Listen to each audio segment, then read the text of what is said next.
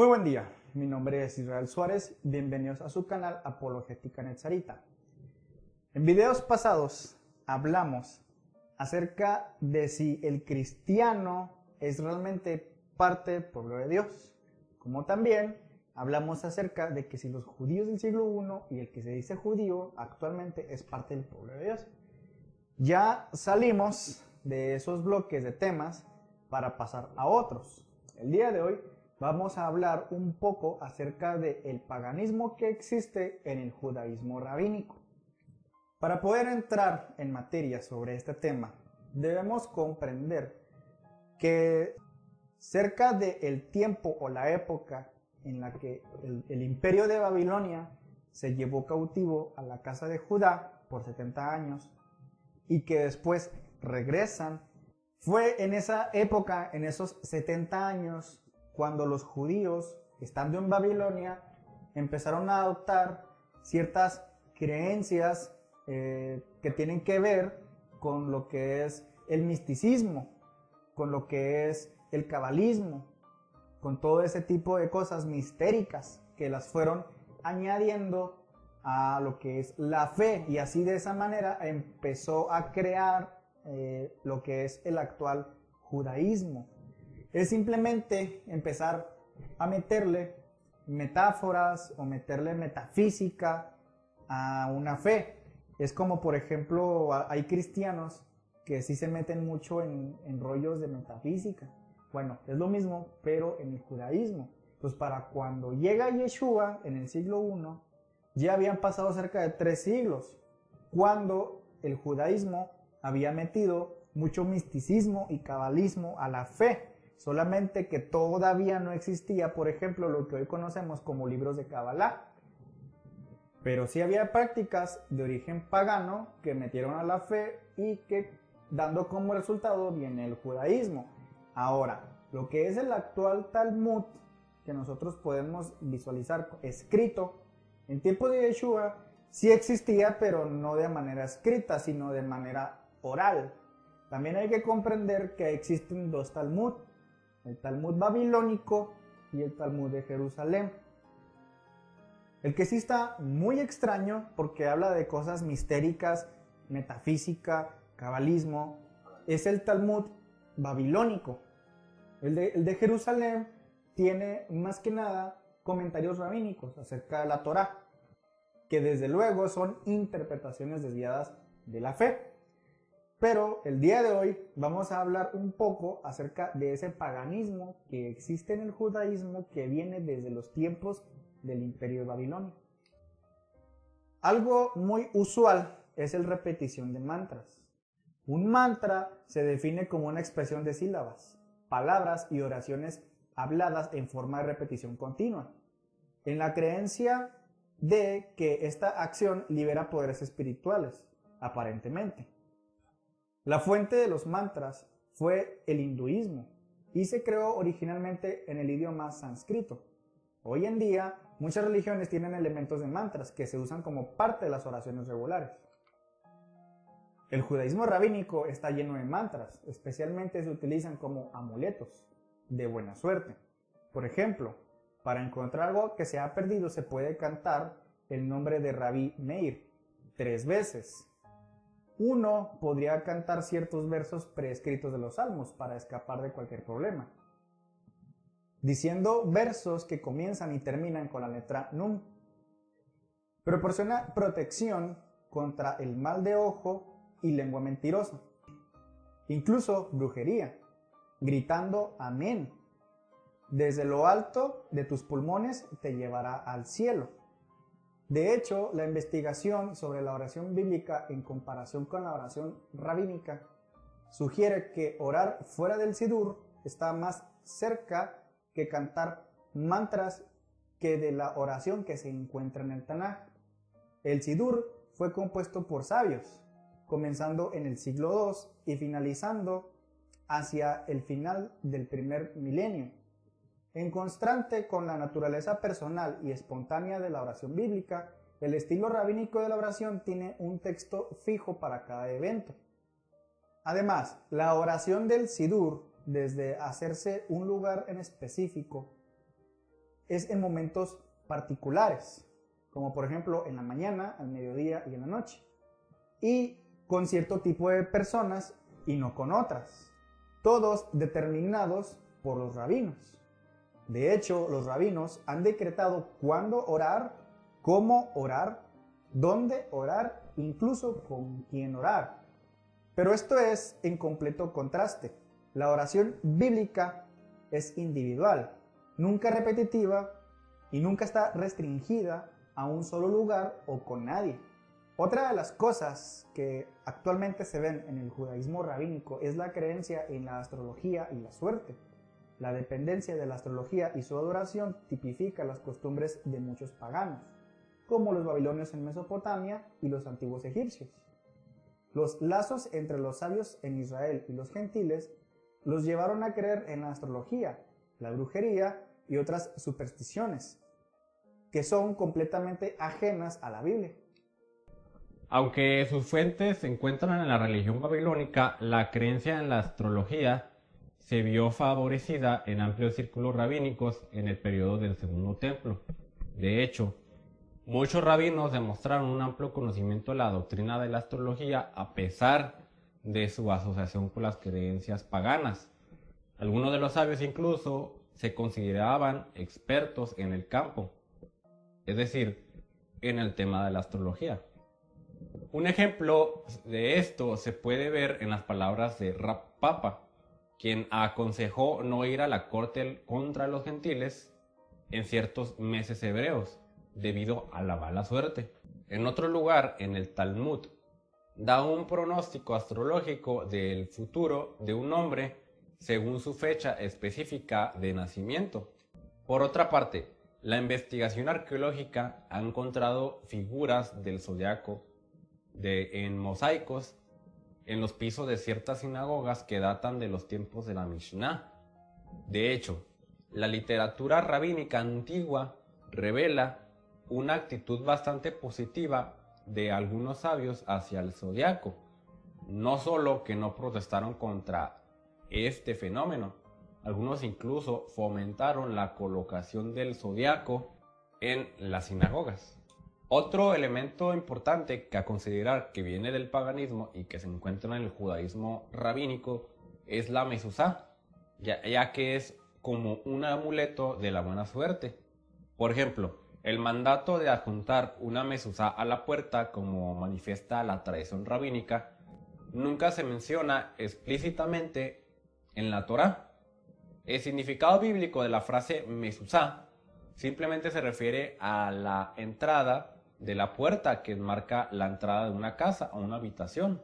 Si la interpretación rabínica era válida, entonces en el libro de los Jueces, capítulo 16, verso 3, no tendría ningún sentido religioso de todos modos. Por ejemplo, dice así el texto: pero Sansón estuvo hasta la medianoche, y a la medianoche él se levantó y agarró las puertas de la ciudad y los dos postes, y los levantó, barra y todo, y los puso sobre sus hombros, y los llevó a la cima de la colina que está enfrente a Hebrón. La palabra hebrea que vemos en este versículo para la frase postes es literalmente mezuzot, de la palabra en singular que es mezuzá. Entonces debería entenderse, según ese versículo, que los filisteos gentiles tenían dos mezuzás grandes en la entrada de su puerta. Por supuesto que no. Sansón simplemente levantó las puertas de la ciudad agarrándola de los postes de la puerta. Pero no significa que los filisteos tuvieron una mezuzá o dos mezuzás en la entrada de la puerta de la ciudad. Además, en toda la Biblia no hay una sola mención de ninguna instrucción concerniente a la forma en que se deben implementar las supuestas leyes de la mezuzá. Lo que leemos en Deuteronomio, capítulo 22, versículo 8, dice así: cuando construyas una casa nueva, harás un pequeño muro para tu techo, para que no puedas llevar la culpa de la sangre a tu casa si alguien cae en ella. Si el mandamiento de poner una mezuzá era tan importante como lo reclaman los rabinos, ¿por qué no se menciona aquí? ¿Podría ser la mezuzá menos importante que ese pequeño muro que se pone en el techo a las casas para que alguien que se encuentra arriba no se caiga. Por lo tanto, es interesante investigar cómo la mezuzá se convirtió en un amuleto que puede proteger la casa contra el mal. La investigación histórica y arqueológica encontró que las naciones paganas de Mesopotamia solían marcar sus entradas con diferentes tipos de mezuzá, que llevaban símbolos de ídolos, amuletos de ese tipo que también se encontraban en Egipto, donde se hizo esta práctica para evitar que los habitantes de la casa sufrieran todo tipo de maldad. Los rabinos expandieron el concepto de la mezuzá en un amuleto ritual que incluía pasajes de la Torá, escritos en un pergamino especial.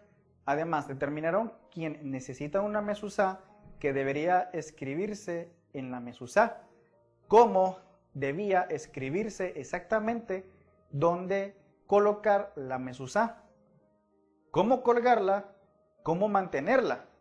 De hecho, los rabinos consideran que la mezuzá en la ubicación exacta correcta es en la entrada de la puerta, puesto que dicen que afecta las posibilidades de buena suerte. Además, un experto autorizado debe comprobarlo. La mezuzá cada pocos años para determinar si aún es kosher, es decir, si está en buen estado. Por supuesto, este servicio incluye un pago monetario y no es gratis. Por lo tanto, al convertir este amuleto de la buena suerte en un conjunto complemento de nuevas reglas y regulaciones, los sabios lo utilizaron como una herramienta mediante la cual podían tener control y autoridad sobre el pueblo de Israel.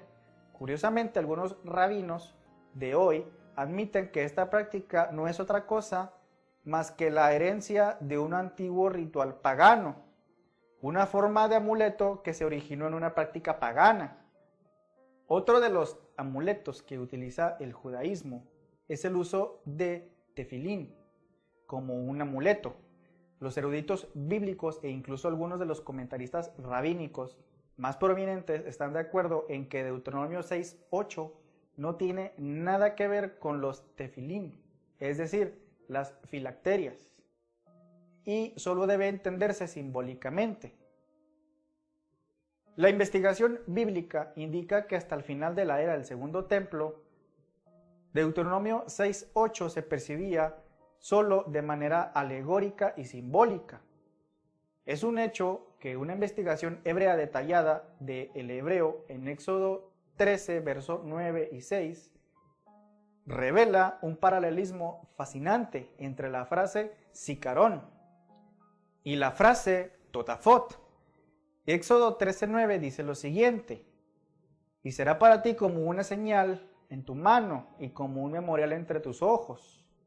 Éxodo 13:16 dice lo siguiente: será como una marca en tu mano o en tu frente entre tus ojos. El hebreo aquí deja claro que la interpretación bíblica de la frase frente debe entenderse como un sinónimo de la frase memorial, y no tiene nada que ver con el mandamiento rabínico de ponerte el tefilín. Sin embargo, el tefilín se ha convertido en uno de los símbolos más destacados e importantes de la ley y tradición rabínica. Sin embargo, ¿se basa en la Torá de Moisés o en otra cosa?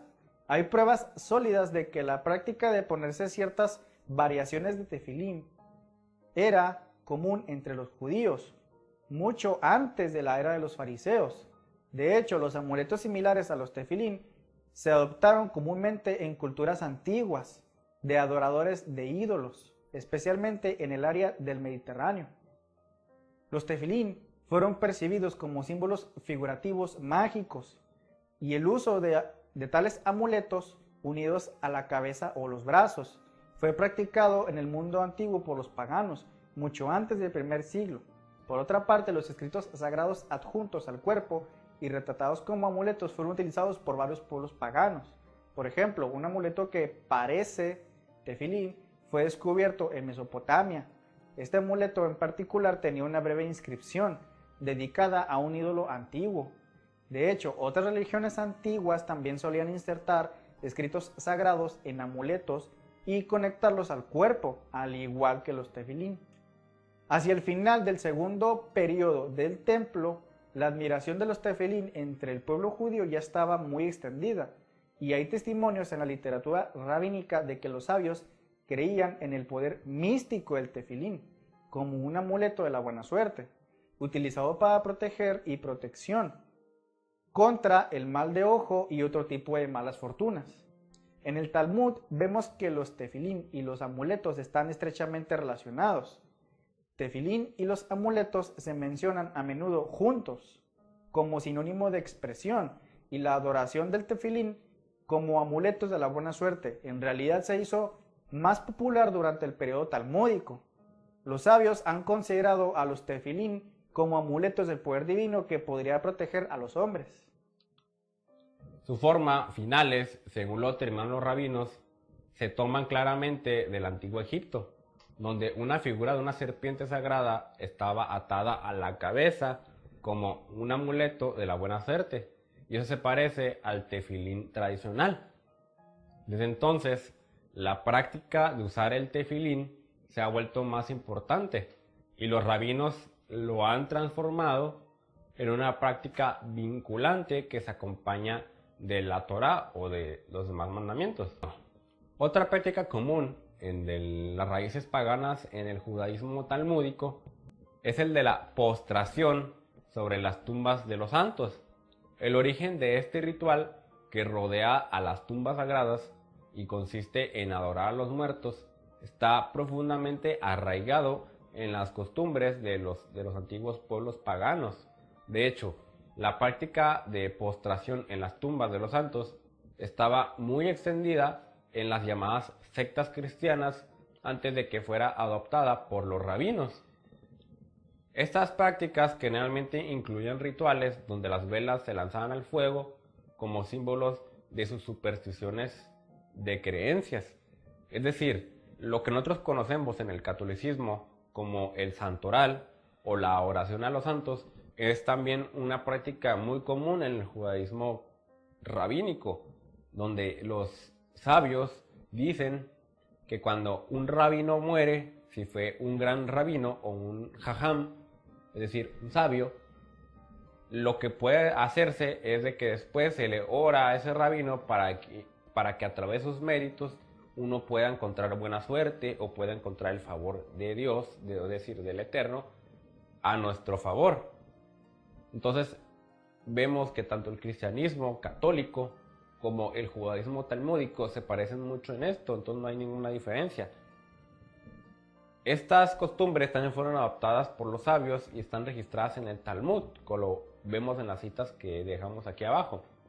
La práctica de la postración a los santos no es exclusiva de la religión rabínica. Es más frecuente, como lo mencionaba, entre los musulmanes y los cristianos católicos y otras religiones. Y existen claros paralelos entre la celebración alrededor de las tumbas de los santos entre musulmanes y las costumbres de la postración a los santos rabínica. Hoy en día hay cerca de 200 sitios registrados de santos rabínicos en Israel que atraen a millones de peregrinos cada año e incluso cuenta con el apoyo financiero del gobierno israelí. Por supuesto, estas tumbas solo fortalecen la dependencia bajo la cual los rabinos mantienen a sus seguidores y también proporcionan una enorme fuente de ingresos para las organizaciones rabínicas. Otro amuleto utilizado en el judaísmo es la estrella de David, la mal llamada estrella de David. Esta sería la futura bandera del Estado de Israel. Gershom Scholem, uno de los más grandes eruditos judíos de nuestro tiempo, fue investigador del misticismo judío de la Kabbalah y uno de los fundadores de la Universidad Hebrea de Jerusalén. Conjunto en un estudio exhaustivo sobre la historia de la Magen David o Estrella de David, concluyó lo siguiente: la Magen David no es un símbolo judío y por lo tanto no es un símbolo del judaísmo. Se preguntó unos meses después de creado el Estado de Israel si la estrella de David era digna de figurar en la bandera de Israel. La primera afirmación del estudio fue que no cabe duda que este no era un símbolo del judaísmo. Nació en la magia judía, distante de la Kabbalah y más antigua que esta. La magia fue un fenómeno recíproco con otros pueblos vecinos. Este dibujo mágico, dice el autor, servía para defender al hombre de los ataques de los espíritus malignos y eran en principio dos estrellas diferenciadas sobre la leyenda judía del poder del rey Salomón sobre los demonios y espíritus malignos, incluso un anillo mágico que se empleaba. Nace el nombre de escudo de Salomón para este signo inserto en dicho anillo mágico. Al parecer fueron los árabes de la Edad Media quienes difundieron esta denominación para 7 signos que mantenían al demonio a raya, entre otros. La estrella de triángulos invertido, Magen en hebreo significa escudo. Este fue en el sentido que el símbolo tuvo para a las masas judías del siglo XIX. El sabio de la secta de los caraítas, Yehudá Hadashi, fue el primero que llamó a este signo Magen David en uno de sus libros. En el libro de Rabbi Chaim Vital se encuentra el dibujo del Magen como un talismán. También lo llama identificándolo a Salomón como es recurrente. Reuben Kashani escribe en una página del Misterio de Exteriores de Israel que en el año 1354 los judíos de Praga fueron autorizados por el emperador Carlos IV a exhibir una bandera roja con una estrella de 6 puntas, que posteriormente sería llamada Magen David o Escudo de David. En este primer video, en el que hablamos acerca de los amuletos que se usan en el actual judaísmo, solamente quisimos abordarlo de una manera superficial, puesto que en videos posteriores vamos a hablar más en profundidad. Por ejemplo, lo que es la estrella de David, que ahorita solamente dimos algunos puntos de cómo es que surgió y cómo fue utilizada. En próximos videos hablaremos más en profundidad. Así como también el amuleto de la Samsa, que es una manita que tiene un ojo, que actualmente el judaísmo lo utiliza. Sin embargo, también hay que recalcar lo siguiente. Hay muchos hermanos, si así puedo llamarlos, personas que guardan los mandamientos, que creen en Yeshua, pero que están cayendo en este tipo de creencias místicas, prácticas paganas, que porque solamente ya la utiliza el judío rabínico ortodoxo, consideran que también tenemos que utilizarlas. Yo conozco muchas personas que creen en Yeshua y obedecen los mandamientos de la Torá, pero no se quitan la estrella de David ni en la ropa. La traen en todas partes, la utilizan para todo. O ponen una foto muy orgullosos del actual Estado de Israel, de la bandera del actual Estado de Israel, que por supuesto tiene la estrella de David. Entonces nosotros los alentamos tanto a que conozcan los orígenes paganos de todos estos amuletos que hay en el judaísmo para evitar meterlos a nuestra fe, puesto que hay personas como Ana Mendiola, que últimamente se está haciendo muy famosa en las redes sociales por las raíces hebreas, pero está utilizando muchos símbolos que utiliza el judaísmo, que son símbolos incluso cabalistas, que hay que tener mucho cuidado, porque Yeshua para nada utilizó ese tipo de cosas. En los evangelios nunca habló de Kabbalah, nunca habló de misticismo. Él solamente habló de la Torá del Eterno. Entonces hay que empezar a separar cosas, porque si de repente hay una línea muy delgada cuando estamos en las raíces hebreas, que si no tenemos cuidado podemos caer en este tipo de prácticas y de al rato andar colgarnos una zanza en el cuello. Porque es cuando aquí el creyente en Yeshua cae erróneamente en la doctrina del hermano mayor, de que nomás porque el judío actual hace esa práctica, también tiene que hacerla él, sin analizar el origen pagano de todos estos amuletos. Si te gustó este video, te invito a que lo compartas con tus amigos, le des like y te suscribas. Mi nombre es Israel Suárez. Nos vemos la próxima.